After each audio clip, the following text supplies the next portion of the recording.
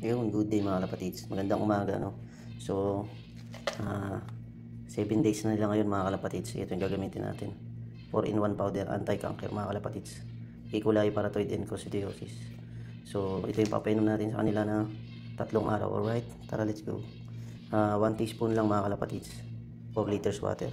So, yun nga mga kalapatids, na-mix na natin. Tara, papatuka na rin tayo. Alright, tara. Yun, good morning mga kalapatids. Ika 7 days na lang. Araw nila ngayon ng cleansing. Patuka muna tayo mga kalapatids. Ayan, fermented feed mga kalapatids, no? So yun nga mga kalapatids, ang tubig nila ngayon is anti-cancer, E. coli, coccidiosis mga kalapatids, no? 3 araw nating gagawin yun mga kalapatids. Gawa ng medpet mga kalapatids, no? Antibiotic.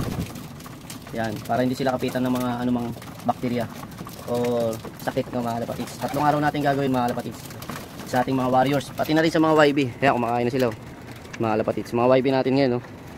Sigla na kumain, oh. Lumalaki na sila, ganda nito, oh.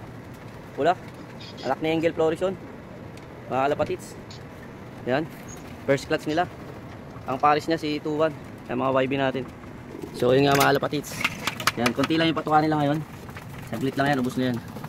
Hapon tayong kapatuka ng marami mamayang, bago tayo pumasok. So yun nga mga kalapatids, halos wala nang naglulubo, konti na lang. Tara, let's go. So yun nga mga kalapatids, ubos na yung patuka. Saglit lang. So papainom na tayo ng anti-cancer. Ayan mga kalapatids. Ganyan lang yan, mamaya tanghali papalitan na natin yan bago tayo pumasok, mga 12:30. So yan lang muna yung inumin nila ngayon. So yun nga mga kalapatids, naghahanap pa ng patuka yung mga yan, bitin eh. Mamaya na babawi, hapon na. Tamang tikim lang muna. Okay mga kalapatids, hanggang dito na lang muna sa muli. Maraming salamat and God bless and peace out. Yo.